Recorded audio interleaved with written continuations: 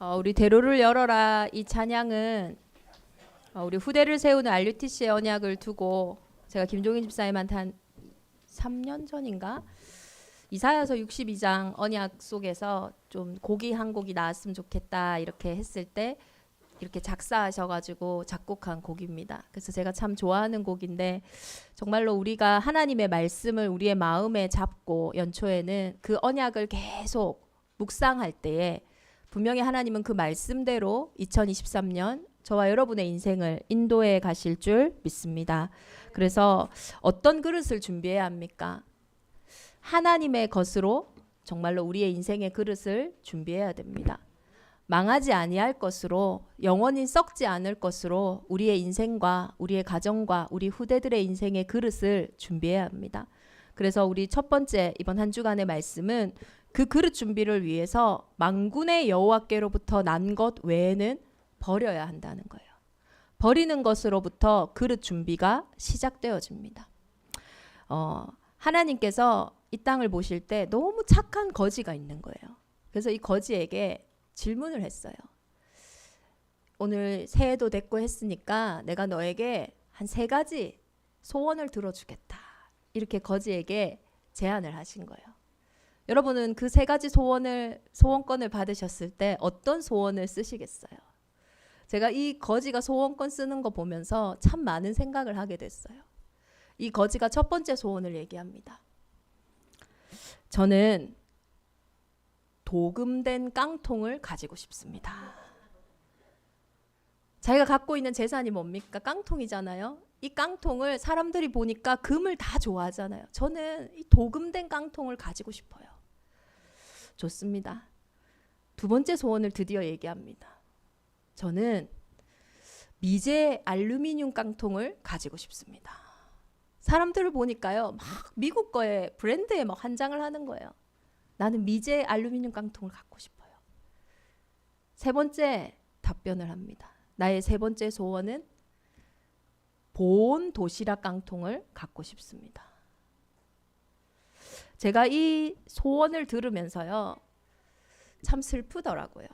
우리가 하나님 앞에 그릇을 준비하고 기도 제목을 얘기하는데 이렇게 늘 우리 수준인 거예요. 거지가요, 소원을 얘기하는데 거지 수준의 소원밖에 안 나와요. 늘 보고 늘 하고 있는 게 깡통, 그거 가지고 먹고 사니까 생각해봤자 도금된 깡통, 미제식 알루미늄 깡통, 아니면 뭡니까? 보온 도시락. 이것이 우리 기준이고 우리 수준이에요. 절대 거지로 그 상태에서 빠져나올 소원이 없어요. 다시는 거지로 살지 않도록 저에게 집을 주세요. 다시는 거지로 살지 않도록 직업을 가질 수 있는 기술을 주세요. 뭐 이런 부분들의 생각들이 나올 수 있잖아요. 그런데 그런 생각조차 이 거지에겐 있지 않아요.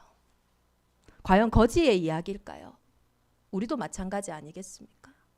그릇을 준비하는데요, 절대 불가능에 도전하는 절대 가능의 응답 속으로 들어가는데 우리도요, 늘 우리의 과거에 경험했던 거, 오늘 현실 속에 있는 거, 아직도 오지 않은 미래의 그것으로 지금을 보니까요, 이 거지처럼 늘 깡통 수준으로 생각하고 도전할 수 있다는 거예요.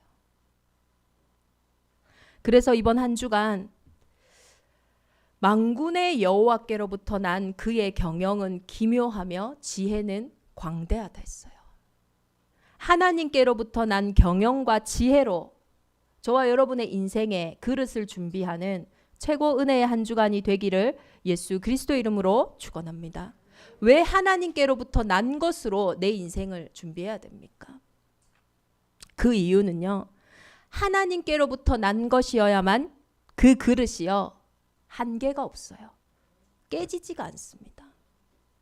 오늘 본문에는 우리의 인생의 한계를요, 잘 보여줘요. 한 나라가요, 부강했습니다. 성공했습니다. 그런데요, 그 성공한 자리에서, 그 부강한 자리에서 무너져 버렸어요. 얼마나 허무합니까?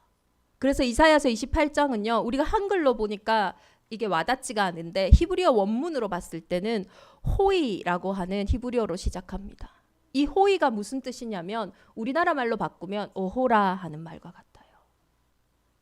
너무나 안타깝고 슬픈 일을 탄식하면서 나타내는 말이에요. 오늘 하나님은 이사야서 28장을 통하여 하나님의 탄식으로 시작하시는 거예요. 에브라임이라는 이 북이스라엘이라는 나라는 샤론의 평원이라고 할 만큼 아주 평원이 쭉 펼쳐져 있는, 그런데 그 가운데에 수도인 사마리아 성은요 오똑 솟아 있어요. 그러니까 그 모습이 면류관 같은 거예요. 그래서 면류관의 성이라고도 합니다. 오늘 이사야서 28장 1절에 나와 있듯이 에브라임의 술 취한 자들은 교만한 면류관은 화 있을진저, 교만한 면류관이라고 했어요. 면류관의 성이라고 하는 만큼 이 사마리아라는 이 북이스라엘은요 아주 부강한 나라가 되었어요. 아주 축복을 받은 나라가 되었어요. 그런데 이 축복을 받고도, 이 성공을 받고도요 그 성공에 그냥 취해버린 거예요.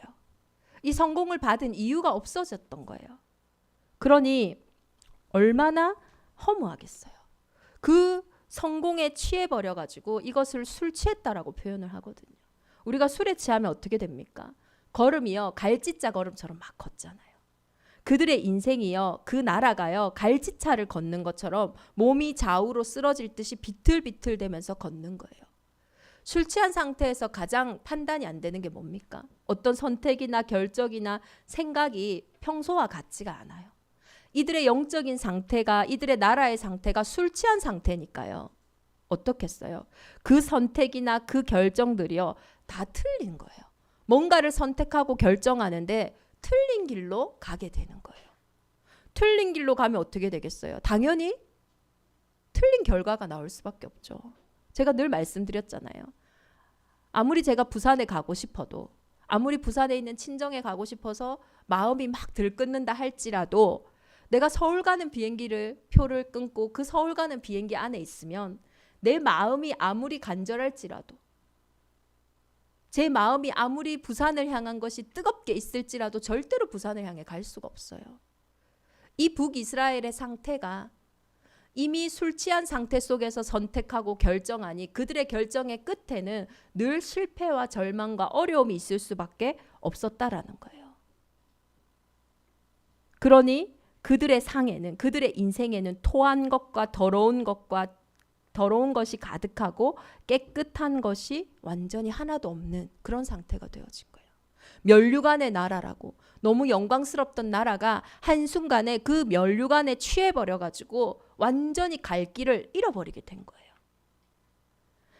이 북이스라엘이 이렇게 응답을 받고도 무너진 진짜 이유가 있어요. 그게 뭐냐? 그들의 근본이 이미 사실은 무너졌기 때문이에요. 지금 북이스라엘이 성공했는데 무너진 게 아니에요. 이들은 성공하기도 전부터 이들의 시작, 이들의 근본 자체가 무너졌어요. 무너질 수밖에 없는 근본을 가지고 있었기 때문에 이들이 무너지는 것은 사실은 시간 문제였어요. 이 북이스라엘은 특히 오늘 에브라임이라고 했잖아요. 이 에브라임의 지파는 12지파 중에서 야곱의 아들이 10지파의 수장들이 되어졌는데 2지파는 야곱의 손주 요셉의 아들들이 2지파를 했어요. 그 에브라임과 므낫세, 그 중에서 에브라임은요 장자가 아니었어요. 차자였어요. 그렇지만은 하나님은요 에브라임을 축복하셨어요. 차남이지만 가장 좋은 땅, 요단강 옆에요 가장 중심부에 있는 노른자 위의 땅을 분배받은 지파가 이 에브라임 지파였어요. 아주 강한 곳이었고 실제로 힘도 있는 곳이었고 재력도 있는 곳이었어요. 그래서 수송아지처럼 위엄이 있는 지파가 바로 에브라임 지파였어요. 그러니 재력도 있겠다, 힘도 있겠다. 이러니까 이 에브라임 지파에서는요 한 가지 마음에 들지 않는 게 있어요. 그게 뭐냐? 왜 늘 유다 지파에서만 왕이 나올까? 이게 마음에 들지 않았어요.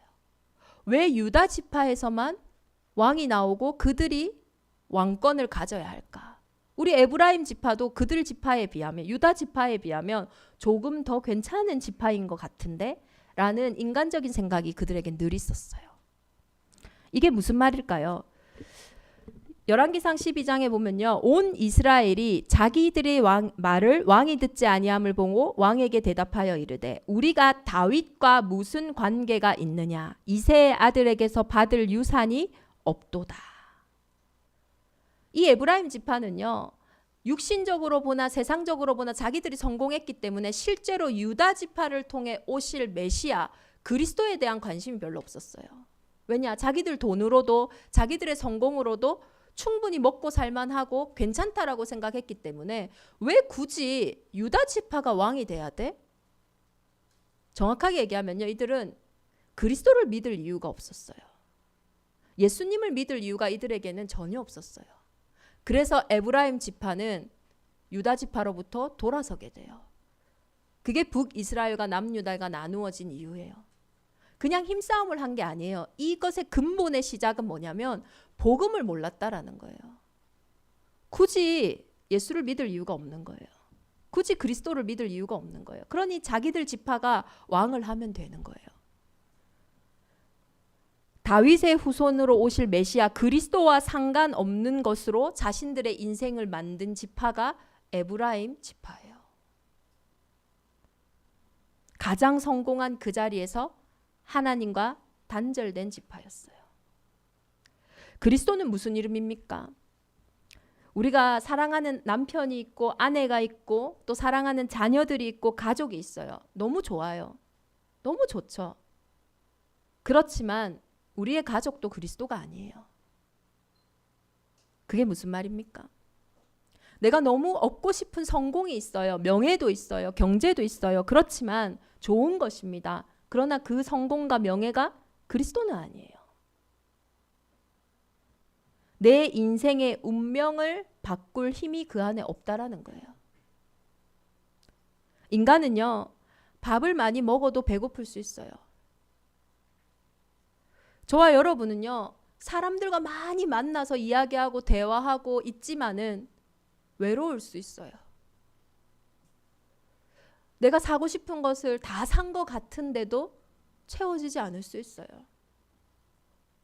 내가 가고 싶은 곳을 마음껏 다니는 것 같은데도 나에게 자유가 있는 것 같은데도 뭔가 나는 묶여 있는 것 같은 속박을 느낄 수 있어요. 왜 그럴까요? 인간은 눈에 보이는 것이 다인 존재가 아니기 때문이에요. 인간은 눈에 보이지 않는 하나님, 그렇지만 실제 하시는 하나님의 형상을 닮은 영적인 존재로 창조되었어요. 그래서요, 눈에 보이지 않지만 내 안에 영혼이 있단 말이에요. 물고기는 물에 살아야 행복한 것처럼 인간은요, 영이신 하나님과 함께 해야 내 영혼이 호흡을 하는 거예요. 이것은 뭘 해야 된다, 안 해야 된다라는 윤리도 아니고 철학도 아니에요. 생명을 이야기하는 거예요. 물고기에게 물에 사는 것이 생명이지 뭐 철학입니까? 종교입니까? 아니거든요. 물고기가 물에 살아야 되는 거는 그냥 생명이에요. 근본이에요. 인간의 근본은 뭐냐? 눈에 보이지 않지만 실제하는 영혼이 있는 하나님의 형상을 닮은 영적인 존재라는 거예요. 그렇기 때문에 다 있는 것 같은데 실제로 다 있는 것 같지가 않아요. 나를 너무 잘하는 사람 같은데 어느 순간 봤을 때는 나와 너무 먼 사람 같아요. 이 정도면 됐다라고 생각한 그 순간에 갑자기 아무것도 안 한 것 같은 내 인생의 허무함이 몰려올 때가 있다니까요. 그 이유가 인생은 그 눈에 보이는 것으로 만족하고 눈에 보이는 것으로 채워지는 육신의 존재가 아니라 눈에 보이지 않는 영적인 존재라는 거예요. 물고기가 물을 떠나면 죽는 것처럼 인간이 하나님을 떠나 있는 상태를 보고 성경은요, 죄라고 이야기합니다. 다른 죄가 아니에요. 죄에는요, 형벌이 따릅니다. 우리가 육신의 죄도 마찬가지잖아요. 누군가에게 사기를 치고 누군가에게 상해를 가했을 때 거기에는 반드시 형벌이 따르잖아요. 우리가 교통신호도 조금만 위반해도 벌금이 날라오잖아요. 죄에는 형벌이 따라요.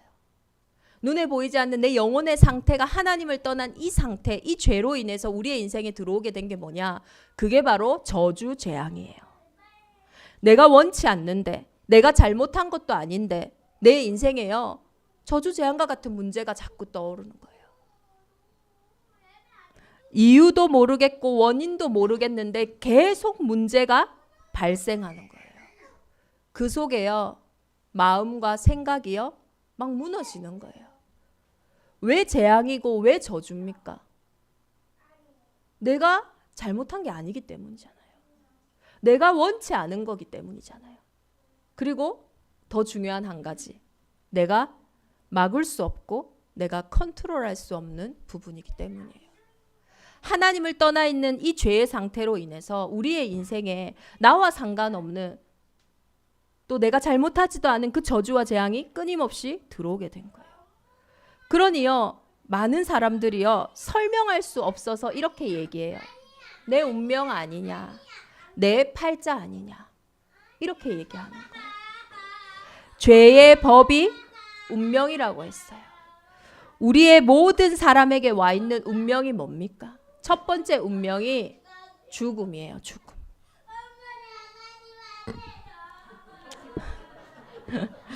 이렇게 아이가 엄마와의 관계에도 눈물이 나잖아요. 내 영혼이 하나님을 떠나 있는 이 상태도 눈물 나는 상태입니다, 여러분. 안 보여서 그렇지, 못 느껴서 그렇지. 모든 사람에게 이렇게 와 있는 첫 번째 운명이 죽음 아닙니까? 사람은요, 한 번 죽어요. 죽는 것을 피할 수 있는 사람은 아무도 없습니다. 그래서 이 하나님을 떠난 상태, 죄로 인해 내 인생에 들어온 문제는요, 피할 수가 없어요.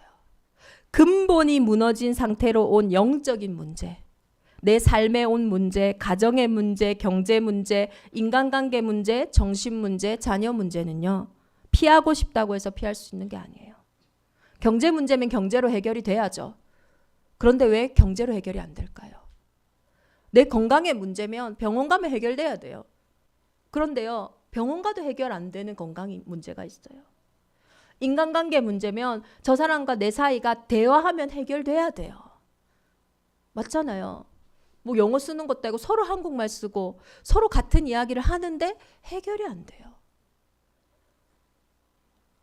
영적인 문제는 사람이 해결할 수 있는 문제가 아니에요. 눈에 보이지 않는 문제이고 실제 않은 문제이기 때문에 실제로 내 인생에 존재하고 실제로 내 인생에 와 있는 문제지만 어디서 왔는지 어떻게 시작됐는지 나로부터 된 문제가 아니기 때문에 내가 사실 해결한다는 자체가 맞지 않는 말이에요. 사람이 해결할 수 없고 만들 수 없기 때문에 믿어야 하는 거예요. 저와 여러분의 이 문제를 저와 여러분이 해결할 수 있는 문제라면 해결하면 된다니까요. 그러나 우리에게 이 에브라임이 무엇을 몰랐냐? 이걸 몰랐던 거예요. 내가 가지고 있는 경제로, 내가 가지고 있을 수 있는 힘으로 할 수 있는 문제라고 생각했던 거예요. 영접하는 자고 그 이름을 믿는 자들에게는 하나님의 자녀가 되는 권세를 주셨으니. 왜 믿음이어야 합니까? 다른 게 아니에요. 우리가 만들 수 있는 문제가 아니고 우리가 컨트롤할 수 있는 문제가 아니고 우리가 해결할 수 있는 문제가 아니기 때문이에요. 사람의 방법으로 해결할 수 없는 일이어서 사람이 시작한 것이 아니라 하나님이 시작하셨어요. 여자의 후손을 보내겠다. 저와 여러분은 모두 부모님을 통해서 태어난 사람이에요. 저와 여러분은 사람의 후손이란 말이에요. 성경에는 그것을 보고 아담의 후손이라고 했어요.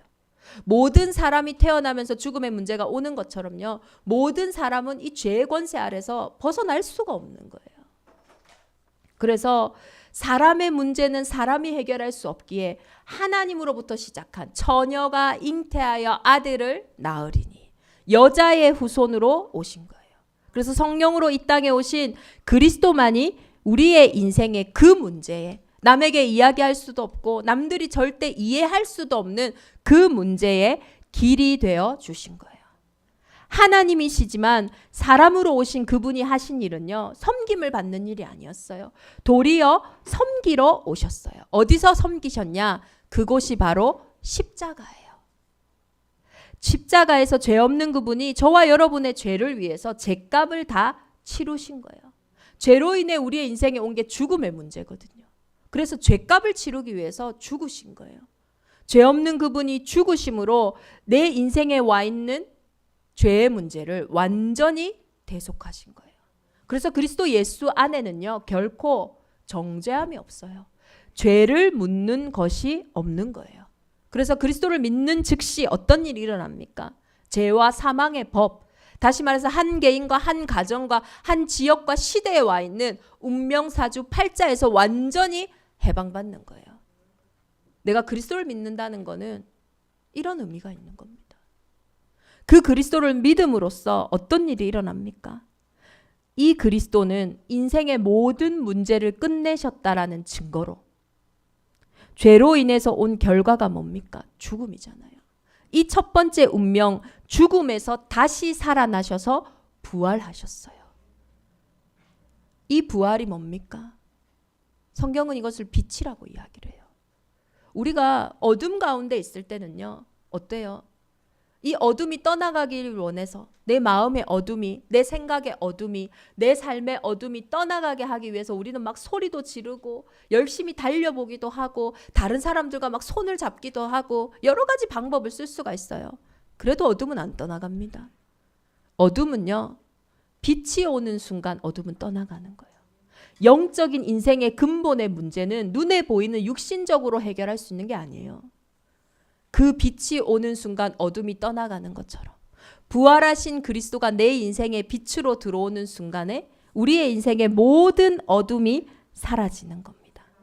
그래서 우리는 이 예수 그리스도를 통해서 길이 없는 문제에 길이 되어 주신, 그 길이 되어 주시기 위해서 십자가에서 죽으심으로 내 인생의 운명에서 완전히 해방 주시고, 이제는 그 운명의 결과인 죽음을 이기시고 부활하신 그분이 우리의 인생에 들어오셨기에 그 거지가 늘 생각할 수밖에 없는 깡통의 생각이 아니라 이제는요, 다른 길에서 다른 것에서 시작하고 출발하는 절대 가능으로 절대 불가능한 우리의 인생에 도전하는 거예요. 그래서 오늘 에브라임 지파를 통해서 하나님은 이거 보여주신 거예요. 야, 에브라임 지파를 봐라. 저들이 저렇게 성공하고도 왜 무너졌냐? 왜 저들이 저렇게 무너질 수밖에 없었냐? 그 근본을 얘기하시는 거예요. 다른 문제 아니다. 정말로 인생에 와 있는 문제가 어떤 문제냐? 근데요, 이 남유다가요, 그걸 듣지 않았어요.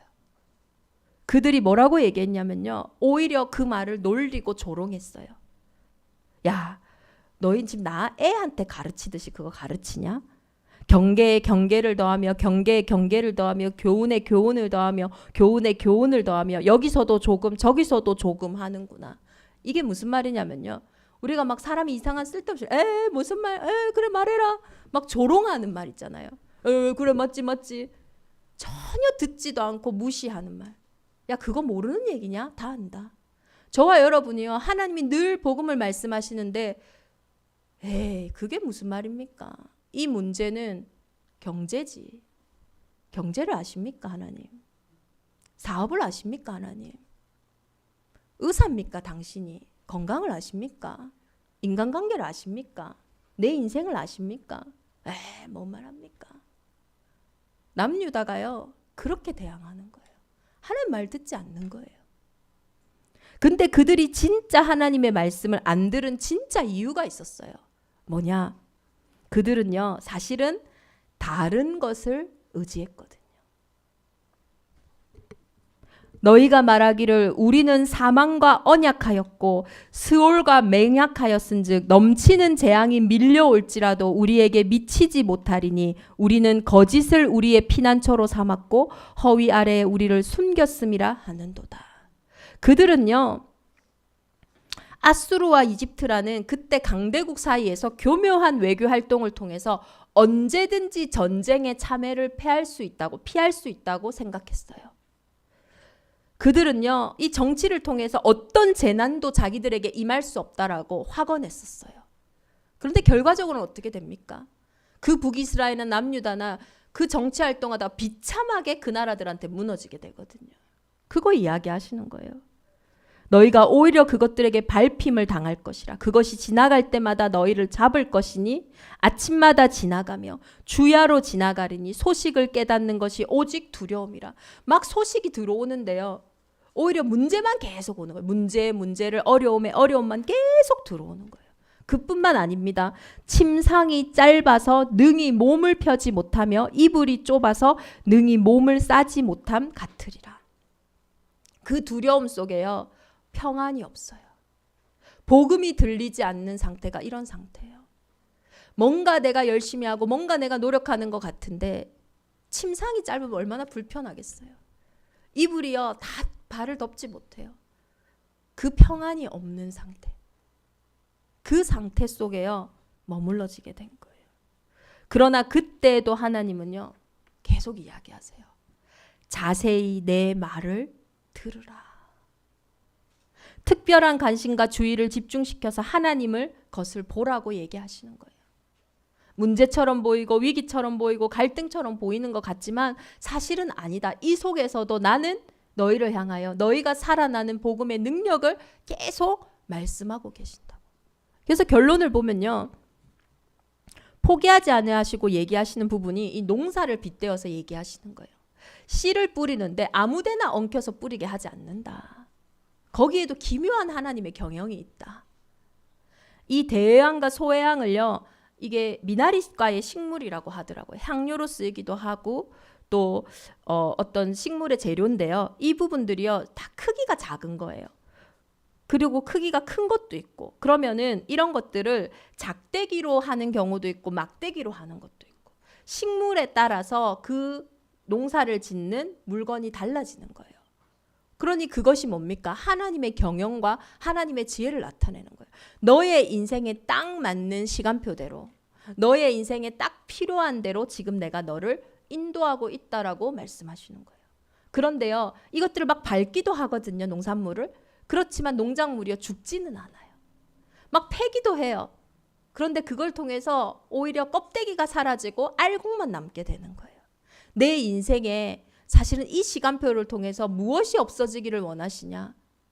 진짜 버려야 할 것을 버리고, 늘 깡통 수준인 이 나의 수준을 버리고, 늘 다른 것을 의지하는 그것을 버리고, 이제는 알곡이 남는 진짜의 것으로 그릇을 준비하는 그 시간표를 하나님이 저와 여러분에게 이번 한 주간 준비하신 줄 믿습니다. 그래서 이번 한 주간 정말로 내가 의지하는 것, 내가 의지했던 것, 사실 그것이 우리에게 결국의 순간에 북이스라엘이 의지했던 앗수르가요 결국 북이스라엘을 멸망시키거든요. 남유다가 막 맺었던, 애굽에게 맺었던 그 애굽이요 중요한 순간에는 이 남유다를 도와주지 못해요. 저와 여러분이 의지하고 있는 사람, 저와 여러분이 의지하고 있는 경제, 저와 여러분이 의지하고 있는 나의 어떤 좋은 어떤 품성들, 나쁜 거 아닙니다. 그러나 그리스도가 아니에요.